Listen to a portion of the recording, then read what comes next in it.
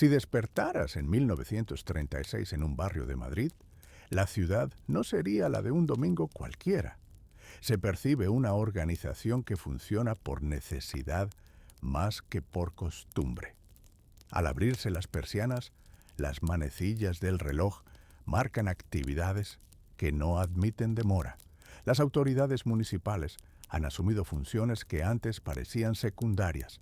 Los sindicatos CNT y UGT han movilizado a sus afiliados y los comités de barrio, formados en las últimas semanas, reparten tareas y responsabilidades calle por calle.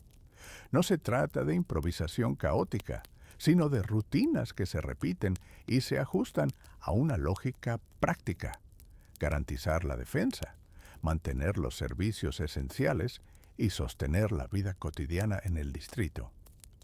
La mañana comienza con reuniones breves en la sede del ayuntamiento y en los locales sindicales. En el ayuntamiento, delegados municipales revisan partes sobre el estado de las redes de agua y electricidad, asignan cuadrillas de mantenimiento y organizan los turnos de alumbrado y transporte. En los locales de CNT y UGT se revisan listas de obreros disponibles para tareas de emergencia. Quien antes trabajaba en una imprenta, ahora puede servir para fabricar carteles y panfletos. Quien conocía la mecánica de una fábrica, pasa a conducir camiones requisados para el reparto de víveres. Los sindicatos coordinan tanto la producción necesaria como la defensa de los talleres y las fábricas que siguen funcionando. Se intenta mantener la maquinaria en marcha, porque el abastecimiento depende de ello. A nivel de calle, los comités de barrio operan como el primer eslabón de la organización práctica. En las plazas y en los portales, representantes del comité cuelgan listas y reparten instrucciones, cuadrillas de patrulla para vigilar accesos, equipos encargados del suministro de agua, brigadas para apoyar a los puestos de socorro y cocina colectiva. Los miembros del comité conocen a los vecinos por nombre, mantienen registros de familias que necesitan ayuda prioritaria y organizan turnos para atender a los ancianos y a los niños. Gracias a esa membrana local, las decisiones centrales se traducen en acciones concretas. Una orden del ayuntamiento llega al comité y en pocas horas una cisterna municipal aparece en la esquina para rellenar los depósitos comunes. La defensa de la ciudad se materializa en medidas prácticas más que en grandes despliegues. Se establecen controles en las entradas del barrio, se colocan barricadas sencillas en puntos estratégicos y se organiza la vigilia nocturna. Las fuerzas municipales y las milicias populares cooperan en la vigilancia. La Guardia Municipal, cuando está disponible, se coordina con patrullas formadas por afiliados a los sindicatos y vecinos voluntarios. No todos tienen experiencia militar, por eso se imparten breves instrucciones sobre señalización, comunicación por silbatos o banderas y el uso de rutas seguras hacia los refugios.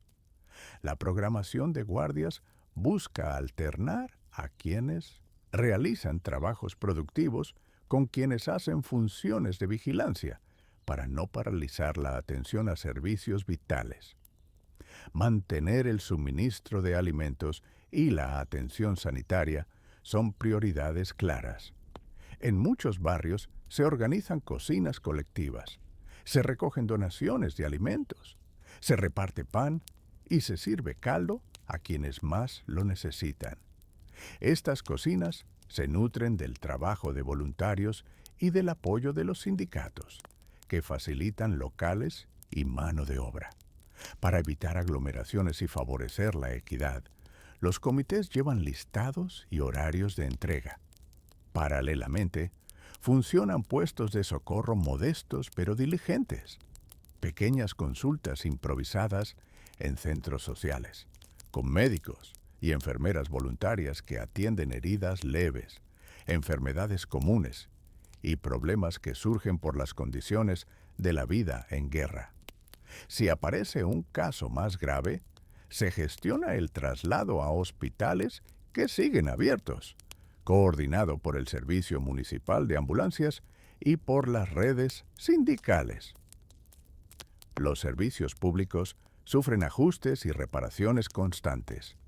Las cuadrillas de la municipalidad trabajan en reparar líneas eléctricas, resolver averías en el suministro de agua o limpiar calles obstruidas por escombros y mobiliario urbano desplazado. Los tranvías y autobuses circulan con horario restringido, se prioriza el traslado de personal esencial y alimentos. Para suplir la falta de transporte, se utilizan camiones requisados y carros con caballería dispuestos por el municipio y por las cooperativas sindicales. La rutina de los operarios es estricta. Hay horarios de trabajo, listas de materiales y registro de horas para garantizar que las tareas más urgentes se atiendan sin descuidar la seguridad. La comunicación ciudadana adopta medios sencillos y eficaces. Un megáfono en la plaza, carteles pegados en portales, notas entregadas por voluntarios y la radio local son los canales habituales para transmitir ordenanzas, convocatorias o avisos sobre riesgos. Los comités de barrio actúan como nodos, reciben la información oficial y la traducen a instrucciones prácticas, por ejemplo, indicando horarios de reparto, puntos de reunión o rutas de evacuación. Para el control de acceso, se implementan pases y listas de identidad, conocidas por los vecinos. La idea es facilitar el tráfico de quienes trabajan en servicios esenciales y reducir la entrada de desconocidos que puedan entorpecer la defensa. La vida laboral se reorganiza según prioridades. Talleres y pequeñas fábricas que siguen operando lo hacen bajo la supervisión de delegados sindicales. Se procuran turnos para mantener la producción de bienes indispensables, alimentos enlatados, ropa, herramientas, y se busca evitar acumulaciones de personal innecesarias que puedan exponer a la población a riesgos. Las mujeres y los hombres que antes hacían tareas domésticas se incorporan a turnos de cocina, limpieza, comunicación y atención infantil. La variante funcional es la que determina la asignación de tareas más que una jerarquía previa. En muchos casos, la cooperación entre CNT y UGT se expresa en acuerdos prácticos para repartir responsabilidades donde antes había competencia sindical. Los rituales diarios se vuelven formas de orden. Antes del mediodía, se realizan rondas de comprobación en las cloacas y depósitos de agua para prevenir cortes. Luego, se pasan lista en las cocinas colectivas y se anota la cantidad de raciones entregadas. A la hora de comer, la cocina popular publica su menú y los comités controlan que no haya duplicaciones y que las reservas lleguen a quienes no pueden desplazarse. En las sedes de los sindicatos se lleva un registro de herramientas y materiales requisados para usos públicos, lonas, camillas, generadores y repuestos. Cada objeto tiene un responsable y un cuaderno donde se anota su destino. Esta disciplina evita desabastecimientos inesperados y permite una respuesta más rápida ante contingencias. Las normas sociales se adaptan a la situación. El respeto por los turnos y la aceptación de las decisiones de los comités son cruciales para la convivencia. Los conflictos, cuando surgen, se llevan ante juntas vecinales improvisadas que procuran soluciones rápidas, redistribución de tareas, mediación por representantes sindicales o apoyo puntual del ayuntamiento. La sanción más eficaz suele ser la exclusión temporal de determinados privilegios, como el acceso preferente a ayudas, medida que normalmente se evita mediante la conversación y la apelación al bienestar común. En lo que concierne a la seguridad alimentaria y al consumo, se procura mantener la industria de pan y el abastecimiento de productos básicos mediante racionamientos organizados. Se registran los consumos y se ajustan las entregas según la disponibilidad. Cuando escasea un producto, el comité informa y busca sustitutos, fomentando recetas y modos de conservación que prolonguen reservas. El objetivo no es solo sobrevivir a cada día, sino conservar una red de apoyo que permita sostener a la población en el tiempo. El día a día en Madrid, bajo esta movilización, no está exento de tensión, pero se cimienta en rutinas reconocibles. Las medidas de defensa determinan horarios y prioridades. La acción de la municipalidad garantiza servicios básicos. Los sindicatos aseguran la mano de obra y la coordinación industrial. Y los comités de barrio traducen las decisiones en órdenes concretas y asignaciones puerta a puerta. Todo ello configura una red donde cada actor cumple un papel definido: reparar, vigilar, cocinar, curar, repartir, comunicar. Al acercarse la tarde, las formas de cooperación se consolidan. Los comités hacen el balance de las tareas cumplidas. Los locales sindicales envían informes al ayuntamiento sobre necesidades inmediatas. Y las cuadrillas de mantenimiento elaboran rutas para la noche. La ciudad, que se mantiene en manos republicanas, lo hace apoyándose en esa mezcla de disciplina cívica y solidaridad organizada. No se busca la normalidad de antes, sino una normalidad adaptada a la emergencia, donde la rutina misma es una herramienta para resistir y sostener la convivencia. Más allá de la jornada que termina, se prevén los turnos nocturnos, se revisan las provisiones y se actualizan las listas de personas vulnerables. La vida sigue, articulada por instituciones y prácticas que garantizan, en la medida de lo posible, la continuidad de lo esencial. La tarde traerá nuevas órdenes y nuevas tareas. La ciudad continuará organizándose, y la forma en que se vive cada jornada dependerá de la capacidad de las autoridades municipales, de los sindicatos CNT y UGT y de los comités de barrio, para mantener esa maquinaria cotidiana que sostiene la defensa y la vida. Al salir a la calle, se advierte que la ciudad funciona ya bajo criterios de defensa. Los puestos de control se instalan en las encrucijadas, tablas o cajas que delimitan el paso, mesas con hojas donde se anotan nombres y desplazamientos, y el reclamo constante de mostrar documentos o pases. Las milicias aguardan junto a la policía municipal, las primeras, formadas por vecinos y compañeros de trabajo que han tomado armas y responsabilidades. La segunda, con uniformes más reconocibles, y la obligación administrativa de mantener el orden.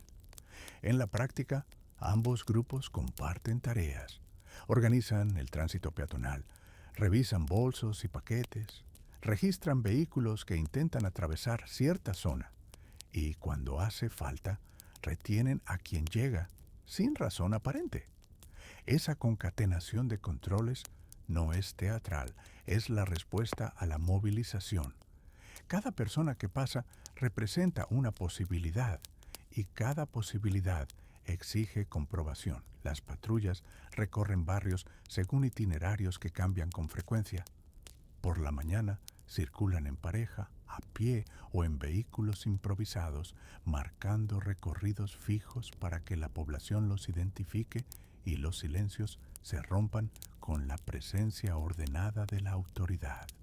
Por la noche, los ritmos se intensifican. Se hacen rondas de comprobación de ventanas y puertas, verificación de apagones y observación de movimientos extraños. Las patrullas utilizan herramientas sencillas pero eficaces: listas de nombres, mapas con zonas sensibles, silbatos para llamar la atención, linternas con filtro cuando es necesario mantener la oscuridad y armas que, aunque no siempre empleadas, son un recordatorio de la gravedad de la situación. Las milicias llevan brazaletes o distintivos para distinguirse entre sí y frente a la policía municipal. Esa marcación sirve tanto para la coordinación como para evitar confusiones fatales en momentos de tensión. Los puestos de control funcionan con rutinas. Al llegar al control hay un intercambio breve, identificación, motivo del desplazamiento, destino. Se registran cargas, cajas, sacos o bicicletas con mercancías. Algunos de los controles se limitan a comprobar que no se transporta material peligroso. Otros, más rigurosos, controlan que no se lleven armas o propaganda enemiga. En zonas industriales o cerca de estaciones de tren, los controles son más estables y proliferan las órdenes por escrito que obliga a mostrar permisos para trabajar o para atravesar ciertos puentes y túneles.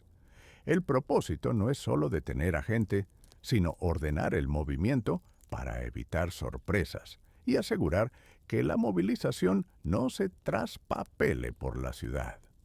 La comunicación entre milicias y policía municipal se organiza con métodos sencillos: mensajes escritos y mensajeros, reuniones breves en el ayuntamiento o en locales públicos habilitados, y en algunos casos, el uso de megáfonos para difundir disposiciones urgentes. Las órdenes municipales incluyen horarios de cierre, restricciones a la venta de determinados productos y normas sobre la identificación.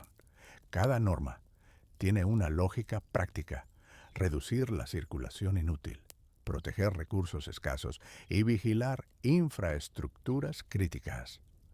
La articulación de ese sistema responde a la necesidad de mantener una ciudad operativa pese a las interrupciones. Los apagones se han generalizado como medida preventiva frente a la posible amenaza aérea. No se trata solo de apagar farolas, es una rutina doméstica. Antes del anochecer, se distribuyen instrucciones sobre cómo oscurecer ventanas, cómo disponer cortinas y telas para que la luz interior no sea visible desde el exterior. En las calles principales, las señales luminosas comerciales se cubren o se apagan, y los tranvías y vehículos reducen su iluminación al mínimo permitido por la seguridad. Los comercios que mantienen actividad interior adoptan lámparas con pantallas y trabajan con eficacia, sabiendo que la luz es un bien que debe administrarse con prudencia. Los apagones organizados obligan a replantear los horarios de trabajo y comercio. Muchas actividades se concentran en la mañana y primeras horas de la tarde para evitar depender de la iluminación artificial, y las labores que requieren luz precisa se realizan en instalaciones protegidas o se suspenden. El toque de queda es otra pieza de la nueva organización urbana. Las autoridades comunican franjas horarias en las que la circulación nocturna queda prohibida, salvo permisos especiales. Ese horario no es arbitrario. Busca reducir la exposición a ataques aéreos, disminuir la posibilidad de desórdenes nocturnos y facilitar la labor de vigilancia. La aplicación del toque de queda recae sobre las milicias, y la policía municipal, las patrullas, verifican calles, plazas y accesos a estaciones para devolver a la gente a sus viviendas o llevar a los desplazados a puntos de albergue. Las consecuencias son prácticas.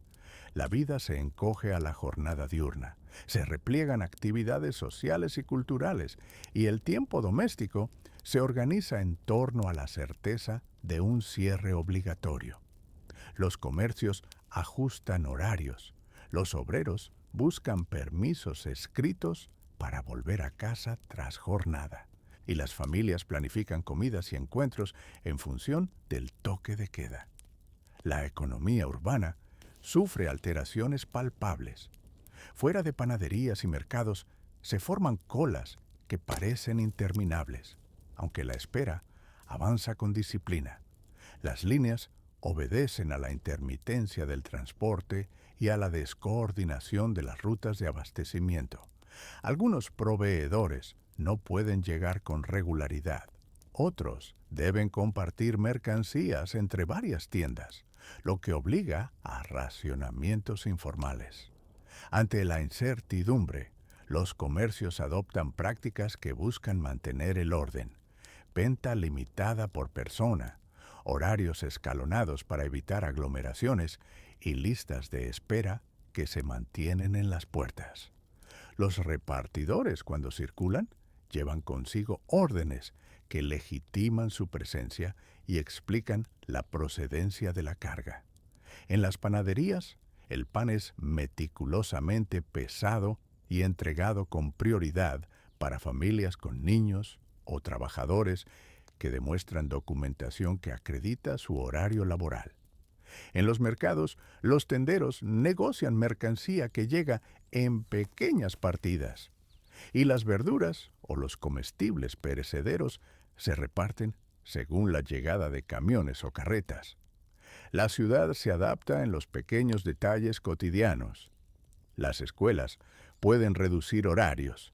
Los oficios que requieren desplazamientos largos se reorganizan para evitar pasos por varios controles. Y los trabajadores que doblan turnos lo hacen con pases que les permiten saltar ciertos puntos. Los servicios municipales priorizan aquellos que mantienen la funcionalidad: limpieza de arterias principales, mantenimiento de redes de agua y electricidad en la medida en que los apagones lo permiten, y atención a heridos o enfermos con medios adaptados a la nueva circunstancia. La administración local convoca reuniones con representantes de barrios para coordinar peticiones y distribuir ayuda.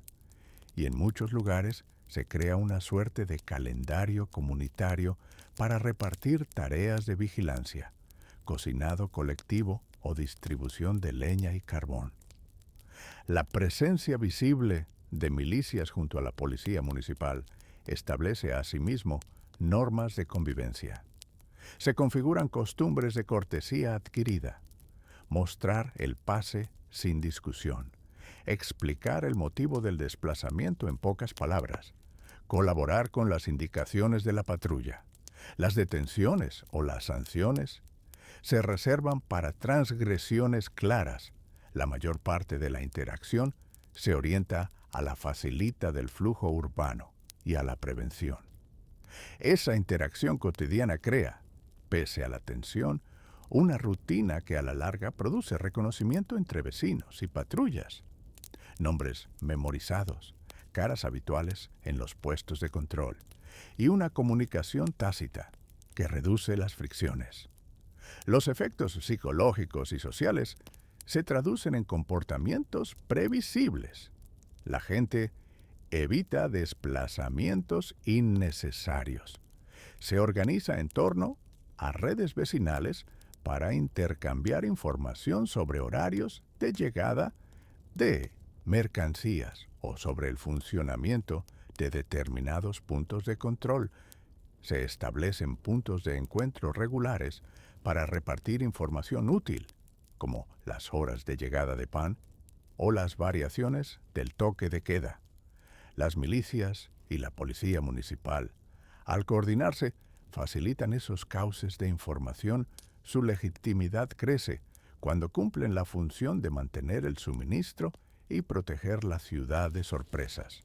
En paralelo, surge una economía paralela de contactos.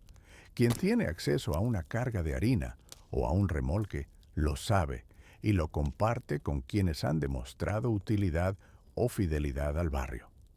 Las medidas de movilización inciden también en infraestructuras concretas. Los accesos a la estación de tren, a los puentes y a los mercados centrales permanecen vigilados con mayor intensidad, y los vehículos de transporte público ajustan itinerarios para evitar pasos que obliguen a comprobaciones reiteradas. Eso provoca desvíos y retrasos que alteran la jornada cotidiana. Llegar al trabajo lleva más tiempo. La entrega de mercancías se hace en horarios escalonados y la circulación de alimentos frescos se complica. La respuesta técnica a esa dificultad es la priorización. Se define qué rutas deben operar con regularidad, qué suministros son prioritarios y cómo redistribuir recursos limitados. Esa priorización demanda transparencia y disciplina por parte de comerciantes y consumidores, y cuando falta, se recurre a la presencia directa de las milicias y la policía municipal para arbitrar.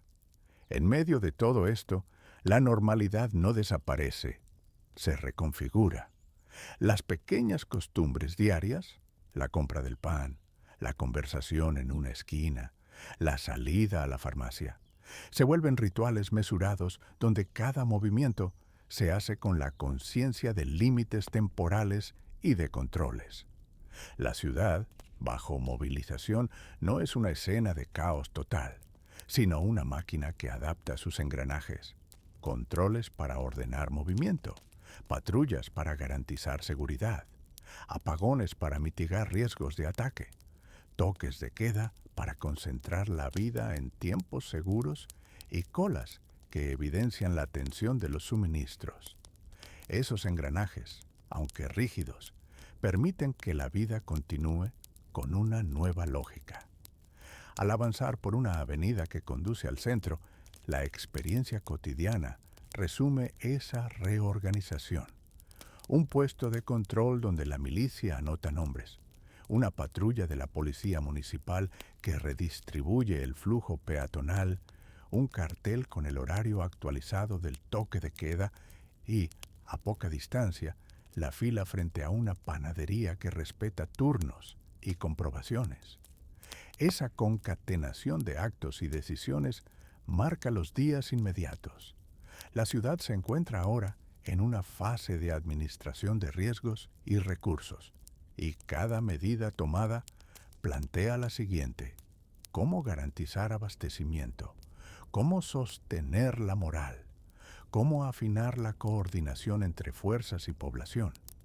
La adaptación continúa y la rutina de hoy prepara las decisiones de mañana, mientras la ciudad ajusta su vida a la exigencia de mantenerse en pie.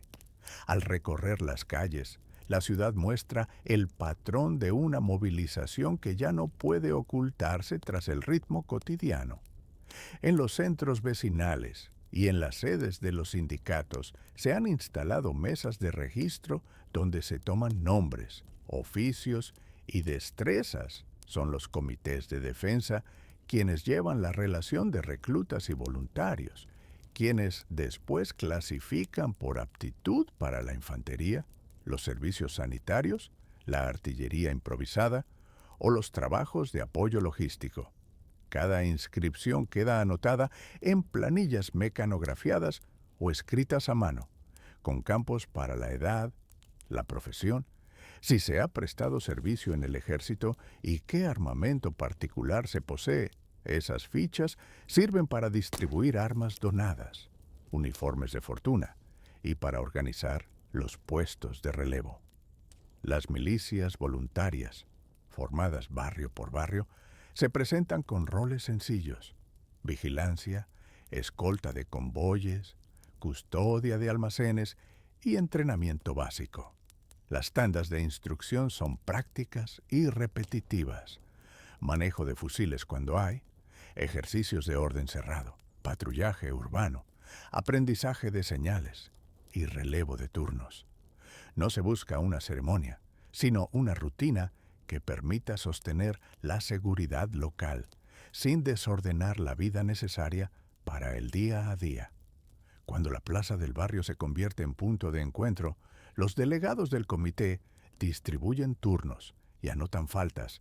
El orden en la lista se transforma en organización real en la calle, y la capacidad de movilizar a hombres y mujeres se convierte en la principal arma de la ciudad. La presión sobre los suministros hace que las medidas colectivas resulten imprescindibles. Ante la incapacidad del mercado para mantener abastecimientos regulares, los comités y las milicias no dudan en requisar aquello que consideran esencial para la supervivencia del vecindario: granos almacenados, carbón, herramientas agrícolas, caballos y vehículos de motor, cuando es necesario asegurar el movimiento de carga. Estas acciones se ejecutan mediante órdenes firmadas por los delegados y con la confección de inventarios. Se anota qué se toma, dónde estaba y quién lo entregó, con la promesa de compensación posterior o de intercambio por servicios. En muchos casos, la restitución queda condicionada a la evolución de la situación y la administración municipal colabora en la tramitación de esas promesas porque la legitimidad práctica depende de cierto registro formal. La requisición no es un acto improvisado, sino un procedimiento. Se recurre a testigos, a sellos y a documentos, se pesa y se etiqueta el grano. Se catalogan los vehículos con una placa temporal y se asignan responsables que deben responder por el uso. Esa lógica administrativa reduce el pillaje y mantiene una apariencia de legalidad, incluso cuando la presión obliga a medidas drásticas.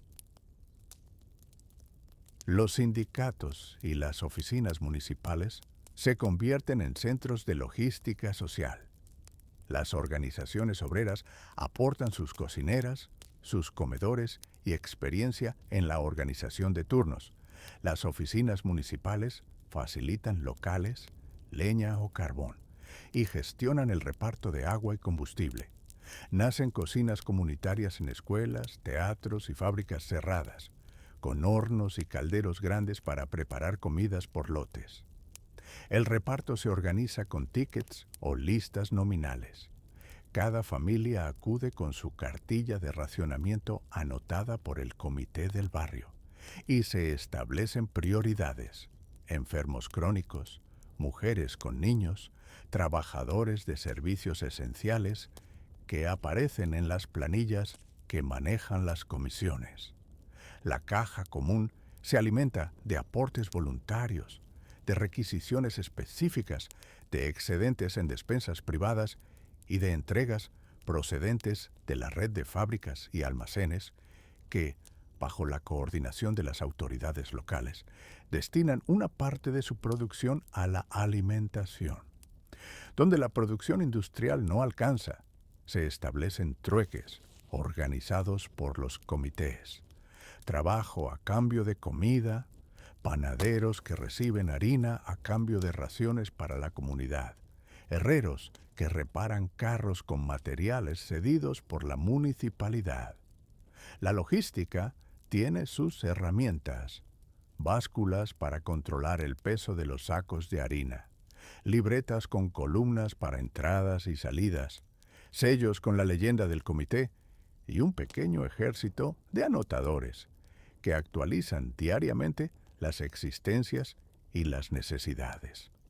Las oficinas municipales coordinan con los sindicatos el uso de vehículos y de remolques, y los milicianos ofrecen escolta para los convoyes que atraviesan la ciudad hasta los puntos de distribución. Ante el desgaste de la cadena de abastecimiento, se organizan redes de reparto domiciliario. Voluntarios con carros de mano o bicicletas llevan raciones a ancianos o a familias con varios hijos, siguiendo la lista que mantiene el comité de cada cuadra. Esa atención sectorial evita la congestión en los puntos de reparto y reduce el riesgo de tensiones en la calle. La distribución se acompasa con normas de control social que buscan equidad más que caridad. Para evitar el acaparamiento se instituyen multas administrativas y la publicidad de las sanciones. Se realizan comprobaciones en almacenes y tiendas, y los comités publican listados de proveeduría aprobada para que el vecindario sepa dónde puede obtener raciones. El objetivo es un doble efecto: garantizar suministro y mantener la confianza en la gestión comunitaria. La disciplina en las colas, el orden en la entrega y la claridad en los criterios son parte de la legitimidad. En muchos barrios, la solidaridad se traduce en mesas de coordinación donde confluyen sindicalistas, concejales y representantes de las milicias. Y esas mesas definen qué alimentos se priorizan y a quiénes se destina la ayuda primero. El papel de las mujeres es central en la vida cotidiana reorganizada, encargadas de las cocinas comunitarias, organizadoras de las listas de niños y mayores, costureras que reparan uniformes con tela donada, ocupan los puestos que sostienen la vida más allá de la seguridad inmediata. La medicina de base se improvisa en consultorios municipales y en centros sindicales. Enfermeros y médicos voluntarios atienden heridos y enfermos, organizan campañas de higiene y supervisan la distribución de medicinas cuando la red sanitaria se tensa. Las milicias, por su parte, mantienen unidades de apoyo sanitario que rotan entre las calles y los centros de abastecimiento, asegurándose de que el personal de cocina y los repartidores cuenten con protección y atención en caso de necesidad. La seguridad interior se organiza por capas: patrullas habituales que vigilan los accesos principales, puestos de control en puntos clave y equipos de respuesta rápida capaces de acudir a un incendio, un intento de saqueo o la interrupción de un convoy. Esas funciones quedan asignadas en turnos inscritos en las mismas listas de las que surgieron los reclutas.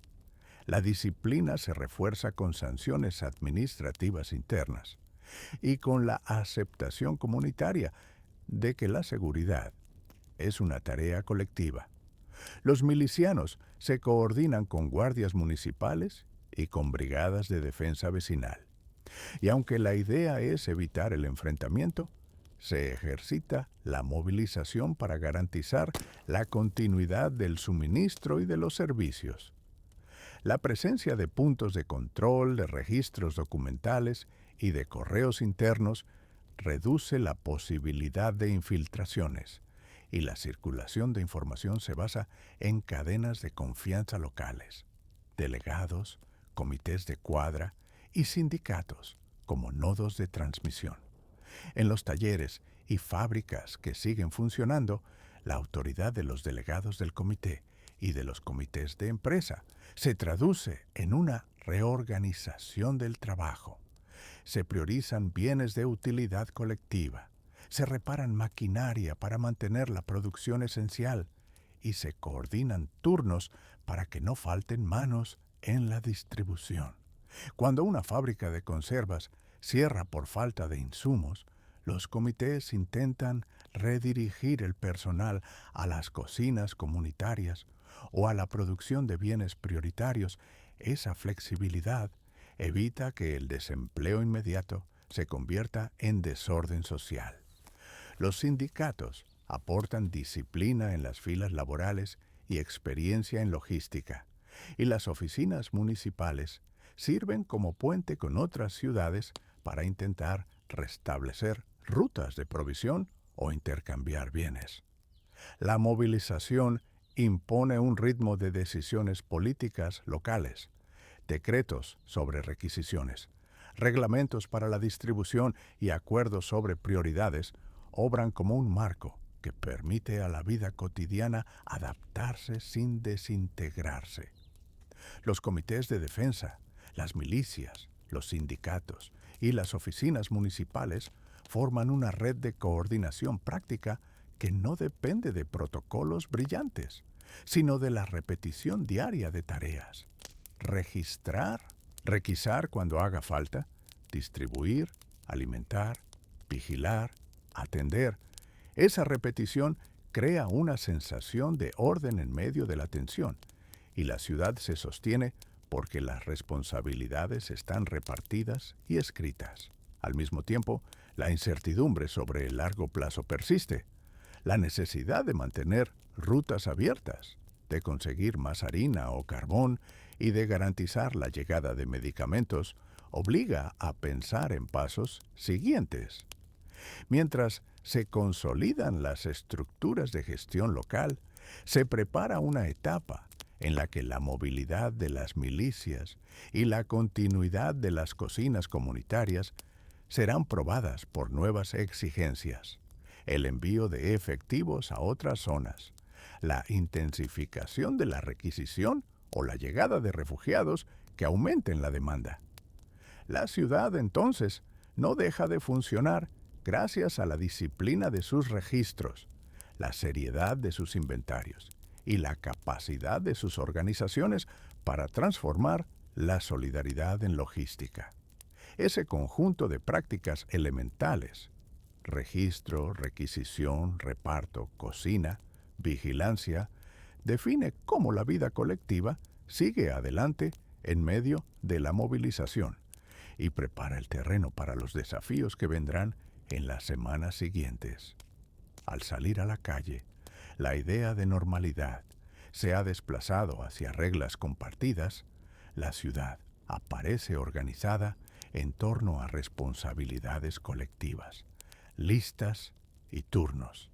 Se ven carteles con acuerdos de asamblea pegados en fachadas y en los tablones de la plaza, en puertas de fábrica, cuelgan actas firmadas por comités que anuncian quién dirige la producción y qué tareas quedan bajo control obrero o bajo la dirección municipal. No todo funciona como antes. Algunas hileras de taller siguen su ritmo habitual, pero otras han cambiado de finalidad. En determinados establecimientos, la maquinaria que hacía piezas de consumo ahora trabaja para producir utensilios útiles para la vida cotidiana en condiciones difíciles o para mantener instalaciones que atienden a los heridos y a los desplazados. En los talleres que han quedado bajo control obrero, las asambleas deciden los turnos, registran los materiales y distribuyen las tareas. Según habilidades conocidas, se lleva un libro de actas y una nómina para garantizar que el trabajo se reparta y que la producción no cese. En la administración municipal se nota la misma pauta. Oficinas que antes entregaban licencias y recibos, ahora centralizan la organización del barrio.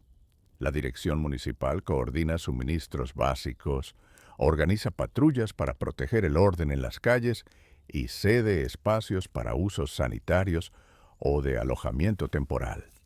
Se redactan decretos municipales sobre horarios de apertura, transporte prioritario y uso de locales públicos.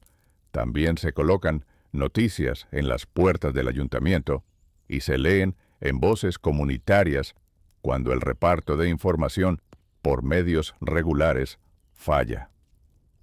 Ese esquema mezcla la iniciativa de los comités obreros con funciones que la ciudad nunca dejó de ejercer, pero transformadas por la urgencia de asegurar servicios esenciales. Las escuelas y otros edificios públicos cambian de función con rapidez y orden práctico. Algunas escuelas abren sus aulas como salas de curación. Mesas y pupitres se convierten en camillas. Las aulas mayores alojan mantas y material sanitario. Y los patios sirven como almacén de fardos. En otras, los despachos se agrupan para crear gabinetes de coordinación donde se registran nombres de familias desplazadas. Se fijan turnos para comedores comunitarios y se organiza la vigilancia nocturna. Las iglesias y centros cívicos prestan espacio para alojar a quienes han perdido vivienda temporalmente. Los locales que albergaban exposiciones o funciones se transforman en banderas de emergencia, mesas largas, cocinas improvisadas y rincones para guardar ropas. Las escuelas interrumpen las lecciones regulares, maestros y maestras asumen nuevos roles como responsables de listas, coordinadores de atención y, en algunos casos, como ayudantes en dispensarios. La educación no desaparece del todo, pero se adapta a una rutina donde la prioridad es la organización social y sanitaria. El repliegue y la redistribución de servicios afectan con especial notoria a correos y transportes. El servicio de correos sufre interrupciones, cartas y paquetes que antes viajaban con regularidad se retrasan o no llegan. La oficina principal del barrio mantiene una lista de objetos entregables y avisos cuando los carteros habituales no pueden salir. Se recurre a un sistema alternativo. Mensajeros designados por el vecindario, carreteros voluntarios o incluso el reparto a pie organizado por comités. Estos repartos funcionan con listas visibles en la plaza para que cada familia sepa cuándo y dónde recoger lo asignado. La interrupción del correo obliga a cambiar el modo de comunicación, más anuncios públicos, más cartas leídas en colectivo, comunicación por teléfono cuando la línea existe y está operativa, y el uso de emisores locales que reproducen acuerdos. Todo ello reduce la privacidad habitual del correo, pero permite que la información circule con menos dependencia de estructuras centralizadas. En los transportes se nota igualmente la presión. Tranvías con horarios distintos, menos convoyes ferroviarios o trenes de cercanías que circulan con irregularidad, servicios de autobús reducidos a recorridos esenciales. Las limitaciones de combustible y la prioridad dada a movimientos militares o a la distribución de aprovisionamientos hacen que el transporte quede dispuesto por necesidad. Se priorizan trayectos para servicios de salud, abastecimiento de mercados y desplazamientos relacionados con la organización del barrio. Quienes antes dependían de viajes diarios para trabajar, ahora comparten trayectos, usan bicicletas o recurren a la caminata.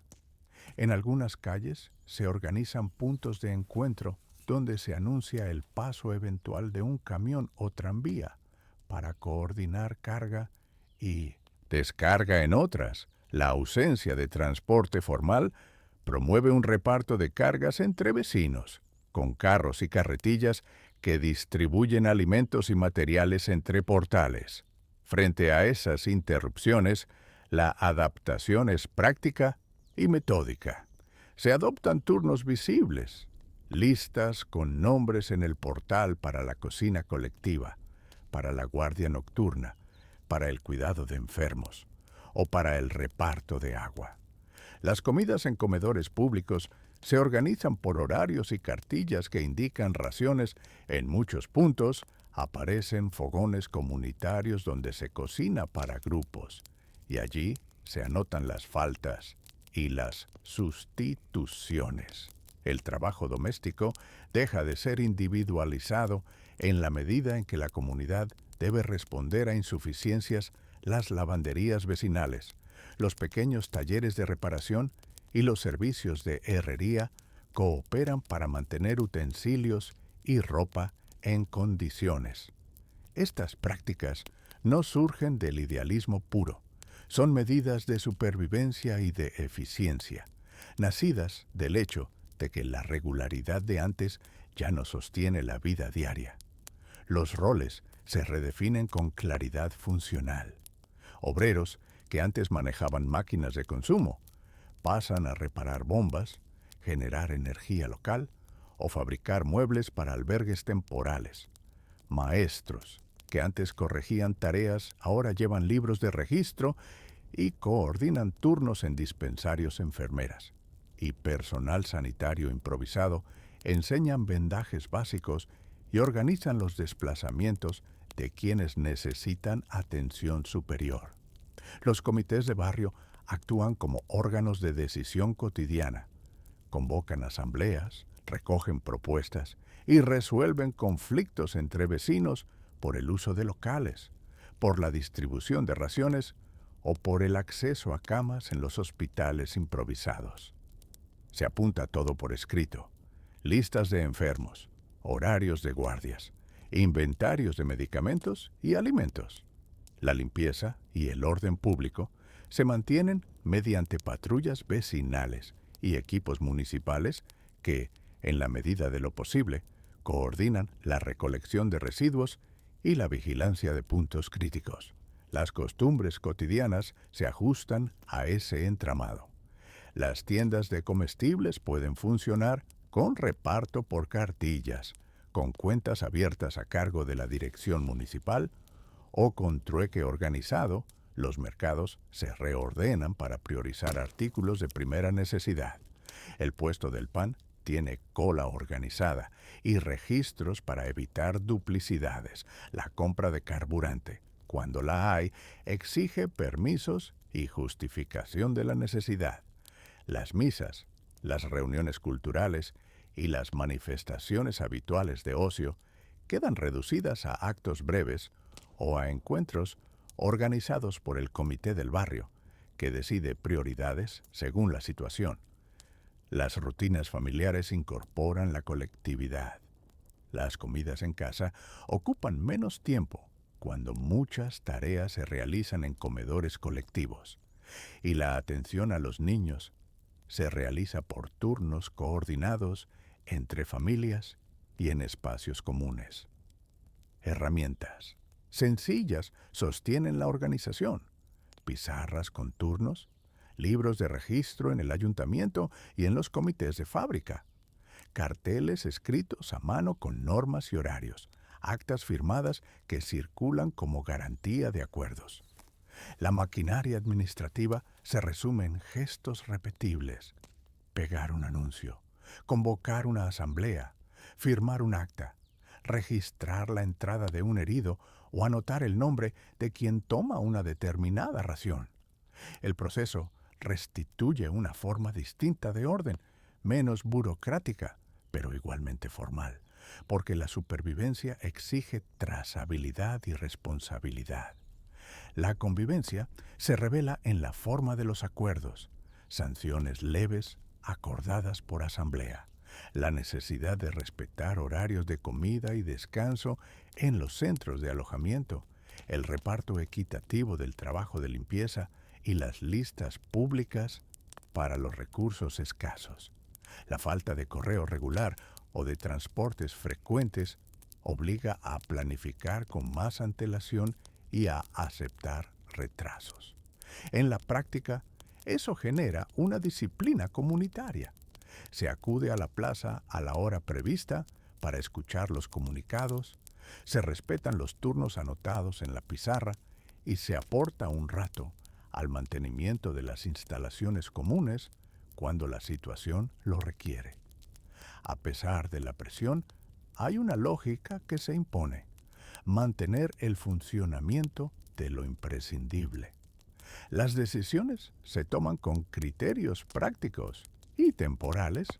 La prioridad es que los hospitales improvisados conserven material, que los comedores tengan agua, que las fábricas que producen bienes esenciales reciban suministros y que los transportes, cuando existen, se utilicen para mover lo que más conviene al barrio. Esa lógica se recoge en reuniones periódicas, donde se evalúan necesidades y se asignan recursos, donde la dirección municipal y los comités obreros negocian responsabilidades y se fijan protocolos sencillos para emergencias. La transformación de la rutina cotidiana no borra la expectativa de cambio. Cada jornada trae novedades administrativas, nuevas órdenes sobre el uso de locales o la asignación de algunos servicios, y algunos vecinos se preparan para salidas o desplazamientos que la irregularidad de los transportes hace posibles solo a intervalos. Hay, por tanto, un movimiento continuo hacia una organización más estable que pueda sostenerse mientras la normalidad formal está ausente. La vida en el barrio, aunque limitada en muchas cosas, mantiene su capacidad de reconstrucción. La ocupación de escuelas, la conversión de edificios públicos y la reconfiguración de fábricas son esfuerzos dirigidos a sostener instituciones básicas. La próxima reunión de asamblea marcará los ajustes necesarios para el día siguiente y las listas en la plaza ofrecerán la guía para la mañana.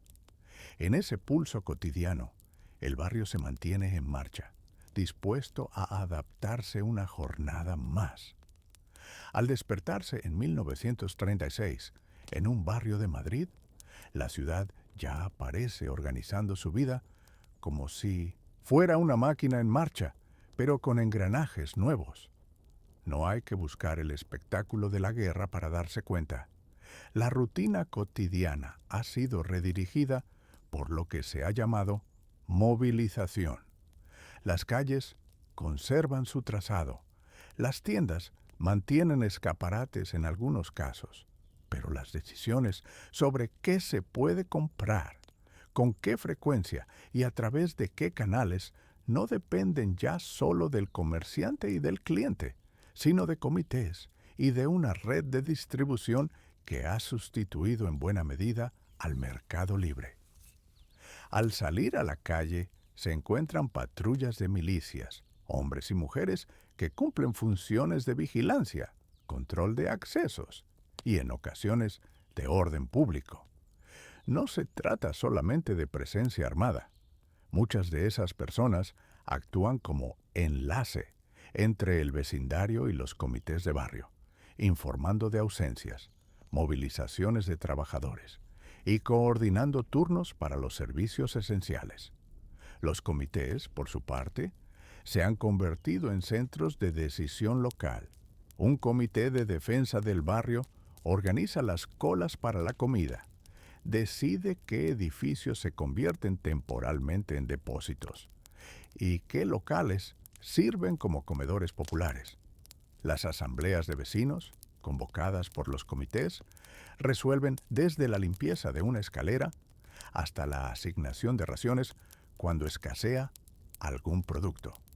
La alimentación ya no es un paseo por varios tenderos hasta elegir. Es habitual presentar una cartilla de racionamiento en los puntos de reparto. Quien la tiene sabe que debe acudir en el horario establecido y que su ración será la que marque el sistema, no necesariamente la que la familia preferiría.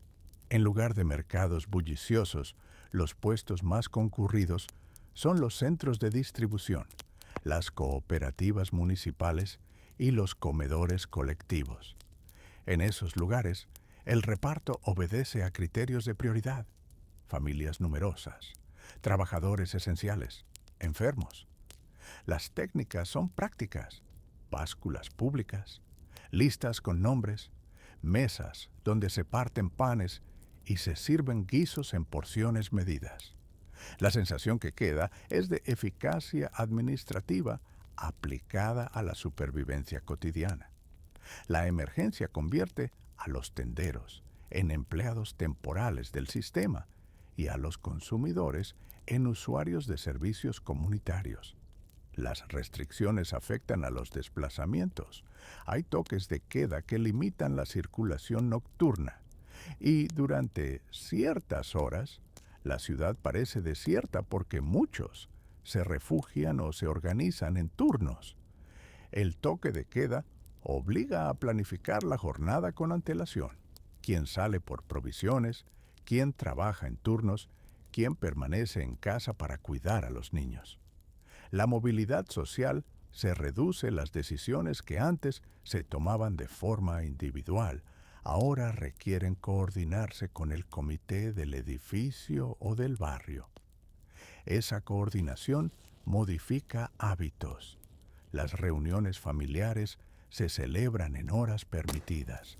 El ocio nocturno desaparece o se reconvierte en actividades a mediodía, y algunos oficios adaptan su jornada para no chocar con las restricciones. Los avisos de ataque aéreo y los refugios son otro aspecto que organiza la vida.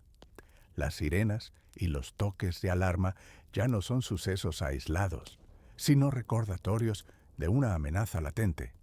En cada barrio existe un mapa de refugios, sótanos acondicionados, túneles compartidos, espacios públicos transformados. El protocolo es claro y ha sido ensayado. Al oírse la alarma, se interrumpe el trabajo, se cierran las persianas, se acompaña a los niños y se sigue la señalización hacia el refugio más cercano. Muchas familias han convertido ese espacio en un lugar de convivencia temporal, con mantas y utensilios básicos. La necesidad ha instaurado costumbres, luces dirigidas con precaución, voces bajadas para no crear alarma, y una economía de gestos para que las entradas y salidas sean ordenadas. La existencia de refugios reduce la muerte masiva en los ataques, pero implica también una vida marcada por la espera y la adaptación constante. En cuanto a los oficios y la organización del trabajo, la movilización redefine prioridades. Talleres y fábricas pueden ser reconvertidos para producir material necesario para la defensa o para abastecer a la población. Algunos trabajadores pasan a funciones de control o de mantenimiento de servicios esenciales. La administración local coordina horarios y asigna personal a tareas como la reparación de tuberías, la limpieza de escombros o la reorganización de transportes.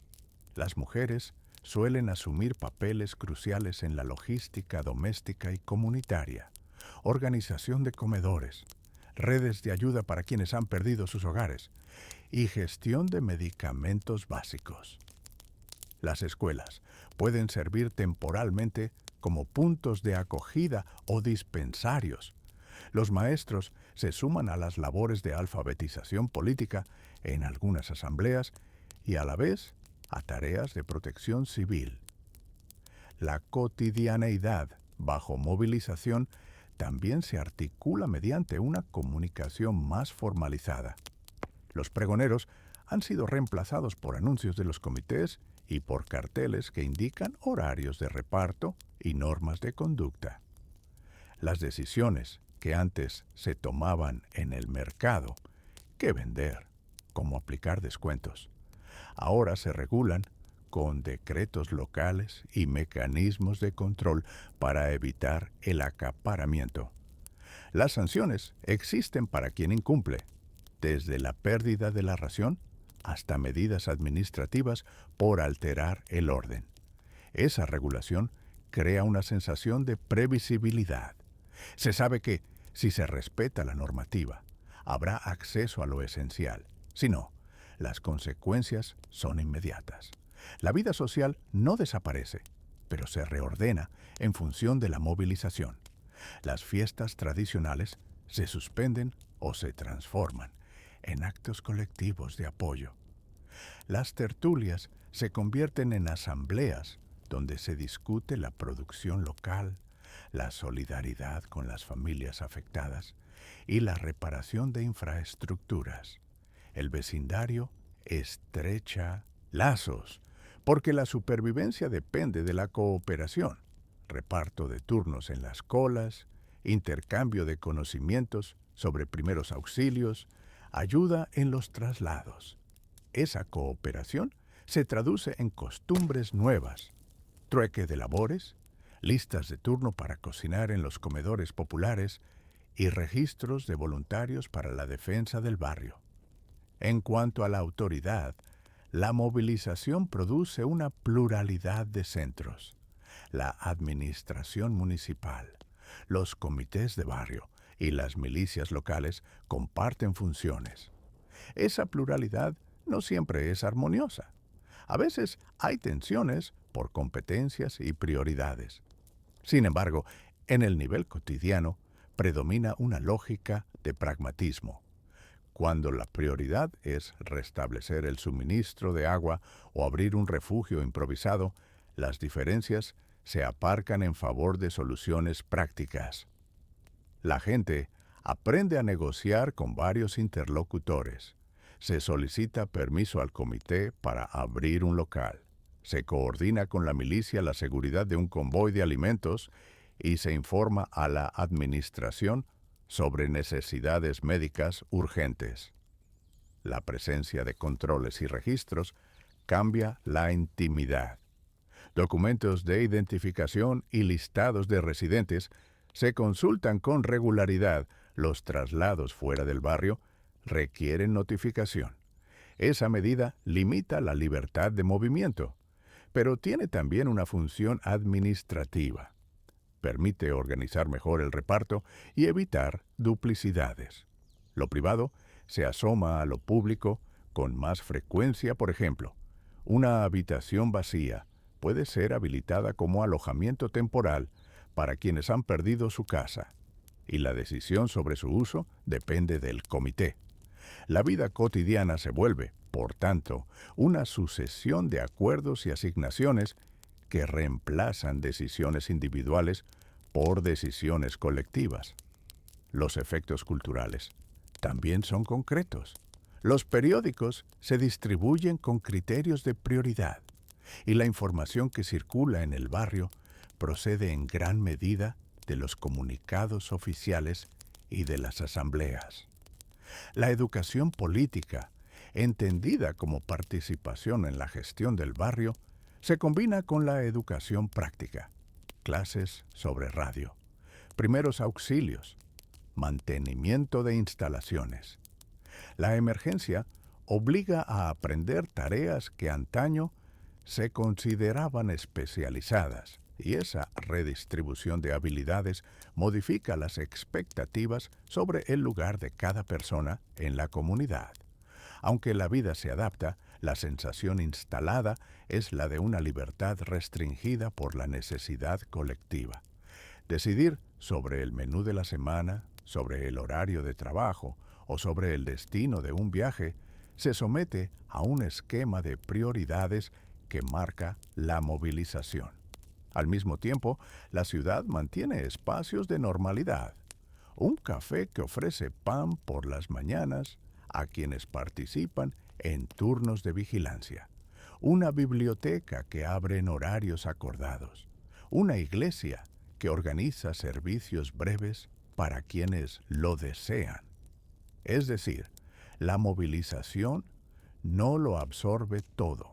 Reconfigura lo cotidiano para que pueda sostenerse dentro de las limitaciones.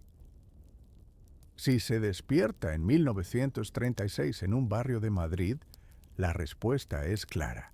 Se encuentra una ciudad en plena movilización, donde la vida continúa, pero está profundamente condicionada por la presencia de comités y milicias en las calles, por la distribución organizada de alimentos en lugar del mercado tradicional, por toques de queda que restringen la movilidad y por refugios que imponen protocolos ante los ataques. Las decisiones ordinarias quedan mediadas por esas instituciones de emergencia y la supervivencia cotidiana depende de adaptarse a las nuevas rutinas y a una estructura colectiva que administra recursos, seguridad y tiempo. Con esa organización se mantiene la ciudad, aunque cada gesto diario responda ya a la lógica de la movilización.